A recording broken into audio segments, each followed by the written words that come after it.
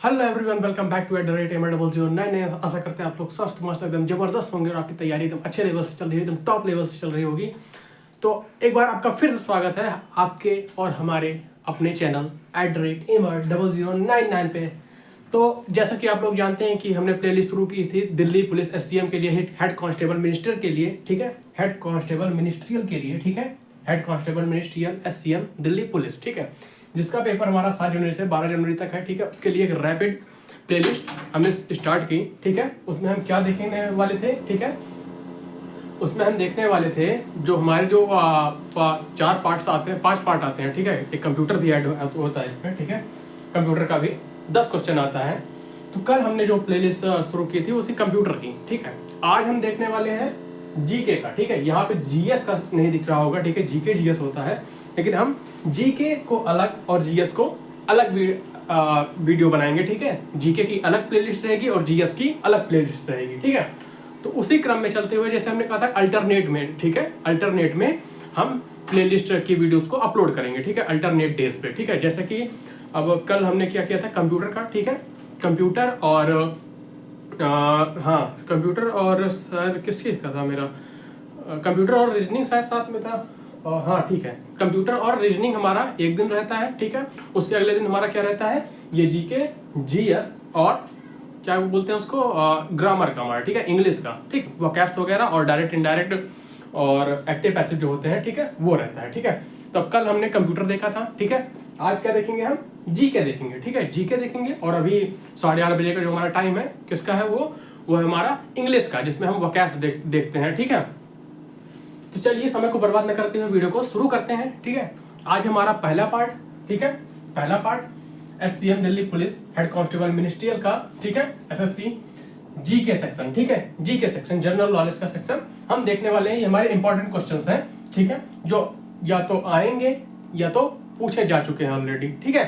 तो एकदम अच्छी तरह से इनको देखेंगे और ध्यान में रखेंगे, ठीक है। चलिए शुरू करते हैं। हमारा पहला क्वेश्चन है, वो पूछ रहा है कि निम्न में से कौन सा कथन सत्य है, ठीक है, निम्न में से कौन सा कथन सत्य है, ठीक है। यहाँ पे 2 कथन दिए हुए हैं आपको, ठीक है, ऑप्शन दिया हुआ है, बताना है कौन सा कथन सही है, केवल पहला सही है कि दोनों सही है कि कोई भी नहीं सही है कि केवल दूसरा सही है, ठीक है। हमने इसमें 3 ही ऑप्शन रखे हैं, ठीक है। पहला हमारा क्या, हम्पी विजयनगर साम्राज्य की राजधानी थी, ठीक है। पहला क्या बोल रहा है कि जो हम्पी था वो विजयनगर साम्राज्य की राजधानी थी, ठीक है। जो हम्पी जगह थी वो विजयनगर साम्राज्य की राजधानी थी, ठीक है। Hampi was the capital of Vijayanagar empire, ठीक है। दूसरा हमारा क्या है, 1867 में मुगल बादशाह औरंगजेब ने गोलकुंडा को मुगल साम्राज्य में मिला लिया, ठीक है। मुगल साम्राज्य में मिला लिया, ठीक है। 1867 में मुगल बादशाह औरंगजेब ने गोलकुंडा को मुगल साम्राज्य में मिला लिया, ठीक है। गोलकुंडा कोई स्थान था, उसको अपने मुगल साम्राज्य में मिला लिया। कब, 1867 में, किसने, औरंगजेब ने, ठीक है। तो बताना है कि इन दोनों में से कौन सा कथन है जो सही, ठीक है। तीनों ऑप्शन दिए हुए हैं, केवल दूसरा ओनली सेकंड, बी दिया हुआ है ओनली फर्स्ट, ठीक है, केवल पहला, और तीसरा दिया हुआ है सी हमारा फर्स्ट एंड सेकंड बोथ, ठीक है, पहला और दूसरा दोनों सही है, ठीक है हमारा। तो अब इसमें हमारा जो सही होगा वो हमारा होगा option number C, first and second both, ठीक है, क्योंकि हमारे जो दोनों स्टेटमेंट दिए हुए हैं, ठीक है, ये दोनों के दोनों स्टेटमेंट हमारे क्या है, सही है, ठीक है। हम्पी विजयनगर साम्राज्य की राजधानी थी, ये भी सही है, ठीक है। और 1867 में मुगल बादशाह औरंगजेब ने गोलकुंडा को मुगल साम्राज्य में मिला लिया, ये भी हमारा स्टेटमेंट सही है, ठीक है। तो दोनों के दोनों हमारे स्टेटमेंट क्या हो जाएंगे, सही। तो हमारा कौन सा ऑप्शन सही हो जाएगा, first and second both of the statement are correct, ठीक है। दूसरे पे चलते हैं, आगे बढ़ते हैं। दूसरा हमारा, भारतीय संविधान के किस अनुच्छेद के अंतर्गत कैट के निर्णय को, ठीक है, उच्चतम न्यायालय में चुनौती दी जा सकती है, ठीक है। भारतीय संविधान का ऐसा कौन सा अनुच्छेद है, ठीक है, जिसके तहत क्या किया जा सकता है, कैट का जो डिसीजन होता है, कैट क्या होता है हमारा,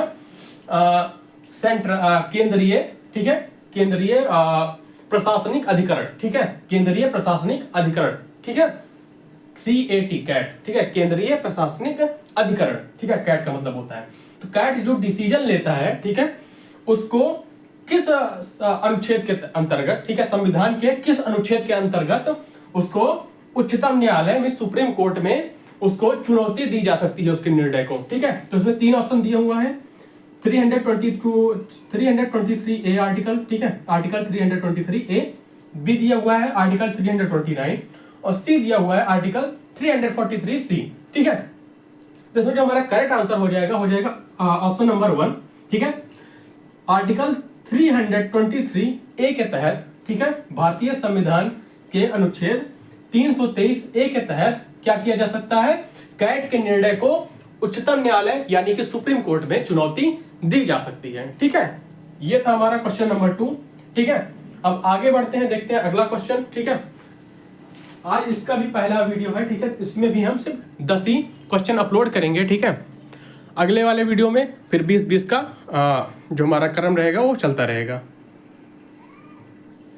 चलिए भैया आगे बढ़ते हैं, अगला देखते हैं क्वेश्चन नंबर 3 हमारा क्या कह रहा है, ठीक है। क्वेश्चन नंबर 3 हमारा है, भारतीय संविधान में शामिल राजनीति के निर्देशक सिद्धांत, ठीक है, भारतीय संविधान में शामिल राजनीति के निर्देशक सिद्धांतों की अवधारणा किसके संविधान से ली गई है, ठीक है। जैसे हमारे संविधान में क्या है, ठीक है, अलग अलग जो ये सिद्धांत वगैरह है, ठीक है, अलग अलग जो नियम कानून है, ठीक है, कहां से, किसी दूसरे देश से उठाए गए हैं, ठीक है, जैसे अमेरिका से, कनाडा से, ठीक है, इन सब से। जैसे हमारा ये मौलिक अधिकार हो गया, ठीक है, और मौलिक कर्तव्य हो गया, ठीक है, ये सब किसी दूसरे देश के सिद्धांतों से उठाए गए हैं, ठीक है। तो वही से पूछ रहा है जो हमारा राजनीति के निर्देशक सिद्धांत है, ठीक है, उसकी जो अवधारणा है वो किस देश के संविधान से ली गई है, ठीक है।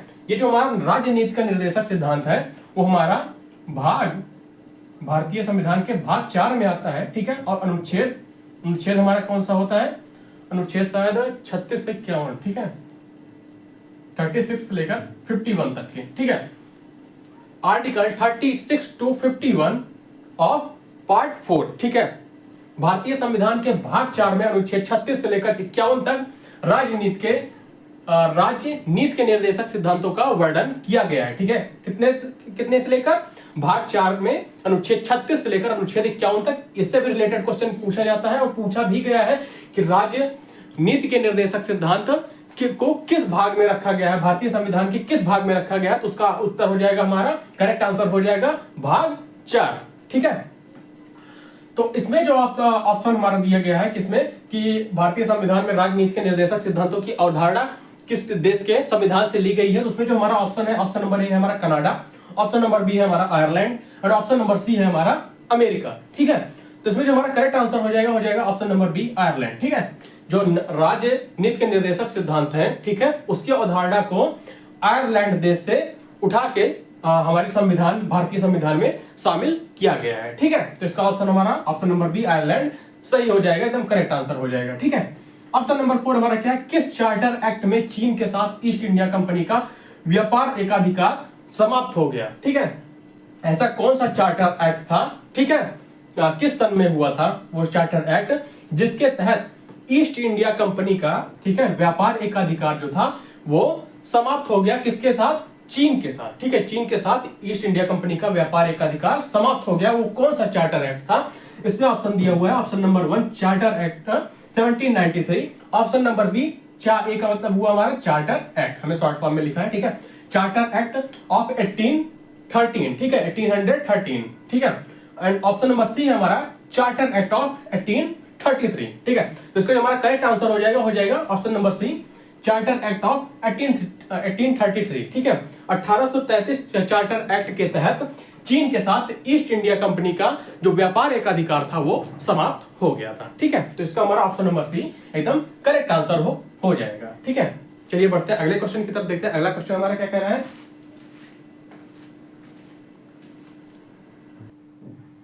चलो भैया आगे बढ़ते हैं अगले प्रश्न की तरफ। अगला प्रश्न है हमारा प्रश्न नंबर 5, ठीक है। प्रश्न नंबर 5 हमारा क्या कह रहा है, प्रश्न नंबर 5 हमारा कह रहा है कि वलयाकार रूप में नदियां किस दिशा में बहती है, ठीक है। वलयाकार रूप में जो नदियां होती हैं किस डायरेक्शन में उसका फ्लो होता है, किस डायरेक्शन में वो नदियां बहती हैं, ठीक है। तो इसमें 3 ऑप्शन दिए हुए हमारा, पश्चिम से पूर्व की ओर मींस वेस्ट टू ईस्ट, ठीक है, पश्चिम से पूर्व की ओर बहती है नदी, या फिर वलय के समान बहती है, या फिर ऑप्शन नंबर सी अनुप्रस्थ दिशा में बहती है। ठीक है, इसका हमारा करेक्ट आंसर हो जाएगा एकदम इसी के नाम का है। ठीक है, वलयाकार रूप में नदियां किस दिशा में बहती हैं, तो वलय के समान ही बहती हैं। ठीक है, तो ऑप्शन नंबर बी हमारा करेक्ट आंसर हो जाएगा। मींस वलयाकार रूप में जो नदियां होती हैं वलय के समान दिशा में बहती हैं। ठीक है, सीधा सीधा एकदम इसी से रिलेटेड है वलयाकार वलय। ठीक है, वलयाकार रूप में नदियां वलय के समान बहती हैं। ठीक है, अगले चलते हैं ऑप्शन नंबर 6 पे, सॉरी क्वेश्चन नंबर 6 पे। जलवायु आधारित क्षेत्रों का वर्गीकरण किसके आधार पर होता है? ठीक है,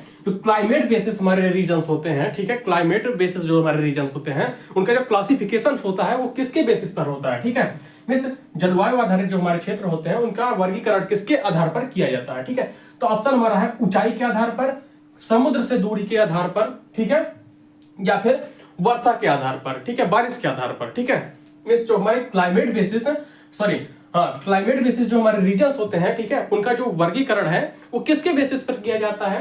ठीक है, ऊंचाई के बेसिस पर, मींस हाइट के बेसिस पर, या फिर डिस्टेंस फ्रॉम ओशियन, ठीक है, ओशियन से डिस्टेंस के बेसिस पे किया जाता है कि उसकी डिस्टेंस कितनी है समुद्र से, या फिर रेनफॉल के बेसिस पे किया जाता है। ठीक है, तो इसका हमारा आंसर करेक्ट हो जाएगा, वो हो जाएगा ऑप्शन नंबर सी। ठीक है, रेनफॉल के बेसिस पे, मींस वर्षा या फिर बारिश के बेसिस पे क्या किया जाता है? जलवायु आधारित क्लाइमेट बेस्ड जो हमारे रीजन्स होते हैं उनका क्लासिफिकेशन, उनका वर्गीकरण किया जाता है। ठीक है, तो क्वेश्चन नंबर 6 का हमारा करेक्ट आंसर हो जाएगा option number C, rainfall means वर्षा या फिर बारिश। ठीक है, आ जाते हैं क्वेश्चन नंबर 7 पे। क्वेश्चन नंबर 7 हमारा क्या है? निम्नलिखित में से किसके भीतर बृहस्पति का गैलीलियन उपग्रह नहीं है? ठीक है, अब इसमें सब आ जाएंगे। ठीक है, जीके में हमारा हिस्ट्री, ज्योग्राफी, इकोनॉमिक, पॉलिटी सब कुछ आ जाएगा। ठीक है, इसी में तो निम्नलिखित में से किसके भीतर बृहस्पति का गैलीलियन उपग्रह नहीं है? ठीक है, ये पूछ रहा है हमसे। ठीक है, ऑप्शन नंबर 1 हमारा यूरोपा, ऑप्शन नंबर बी हमारा गैनीमेड, ऑप्शन नंबर सी हमारा डीमोस। ठीक है, तो इसका जो हमारा करेक्ट आंसर हो जाएगा ऑप्शन नंबर सी हो जाएगा डीमोस। ठीक है, डीमोस के अंदर, ठीक है, डीमोस के भीतर बृहस्पति का गैलीलियन उपग्रह नहीं है। बाकी इसका मतलब क्या होगा कि यूरोपा और गैनीमेड के अंदर के भीतर है। ठीक है, मींस यूरोपा और गैनीमेड के भीतर बृहस्पति का गैलीलियन उपग्रह है, लेकिन डीमोस के अंदर नहीं है। तो हमको ये दोनों नाम भी याद रखने होंगे, या फिर हो सकता है पूछ ले क्वेश्चन में। ठीक है, कि निम्नलिखित में से किसके भीतर बृहस्पति का गैलीलियन उपग्रह है? ठीक है, और गैनीमेड दे दे, यूरोपा और डीमोस को उड़ा दे। ठीक है, मान लो यूरोपा को उड़ा दे, डीमोस को दे दे, डीमोस के अंदर तो वैसे भी नहीं होता है। 2-3 ऑप्शन और ऐसे चिपका दे उठा के जिसके अंदर नहीं होता है, तो हमारा याद होना चाहिए कि गैनीमेड और यूरोपा के अंदर, ठीक है, ये गैलीलियन उपग्रह होते हैं। तो हमको यूरोपा दिया नहीं रहेगा, गैनीमेड दिया रहेगा, गैनीमेड पे हम टिक कर देंगे। ठीक है, सिंपल सी बात है। तो क्वेश्चन नंबर 7 का हमारा जो आंसर हो जाएगा, correct answer option number C हो जाएगा डीमोस। ठीक है, तो यहां तक हमारा 7 क्वेश्चन हो गया। चलिए बढ़ते हैं आगे अगले क्वेश्चन की तरफ। अगला क्वेश्चन देखते हैं हमारा क्या है।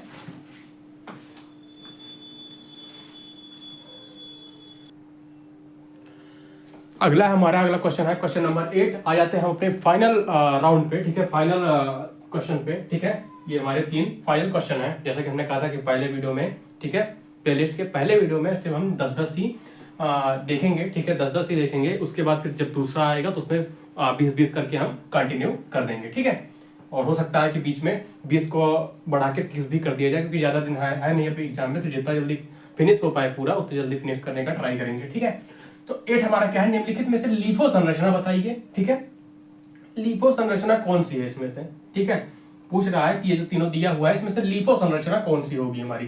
ठीक है, ऑप्शन नंबर ए है हमारा ढेर चट्टा, ऑप्शन नंबर बी है हमारा पंक्ति, ऑप्शन नंबर सी है हमारा व्यूहरचना। मुझे समझ नहीं आ रहा कि ये क्वेश्चन, ठीक है, मेरे दिमाग से बाहर था कि इसको जीके जीएस सेक्शन में कैसे रख दिया गया। ये कंप्यूटर क्वेश्चन है। ठीक है, कंप्यूटर विज्ञान में जो लीफो संरचना होती है, ठीक है, कंप्यूटर विज्ञान में जो हमारी लीफो संरचना होती है उसको, उसमें जो ये एक प्रक्रिया होती है कंप्यूटर विज्ञान में, लीफो जो होती है एक प्रक्रिया होती है। ठीक है, उसको क्या करते हैं, इसमें डेटा का जो संग्रहण होता है, ठीक है, उससे रिलेटेड होती है। ठीक है, और इस लीफो का हमारा मतलब होता है वो ट्रे का ढेर होता है। ठीक है, लीफो का मतलब क्या होता है? ट्रे का ढेर। ठीक है, ट्रे के ढेर से इसको संबोधित किया जाता है या फिर संदर्भित किया जाता है लीफो को। ठीक है, तो इसमें से पूछ रहा है हमारा निम्नलिखित में से लीफो संरचना बताइए। तो हमारा ऑप्शन नंबर 1 ढेर चट्टा, ये जो है यही करेक्ट हो जाएगा। ठीक है, यही क्या हो जाएगा हमारा? करेक्ट हो जाएगा। ठीक है, और ये हमारा कंप्यूटर साइंस का क्वेश्चन है, इसको कंप्यूटर वाले सेक्शन में रखना चाहिए, लेकिन पता नहीं कहाँ से उठा के इसमें डाल दिया है। एडीकोटी का पैटर्न है, कुछ भी कर सकते हैं, ठीक है। चेयरमैन साहब है, फील्डिंग सबकी सेट है, ठीक है।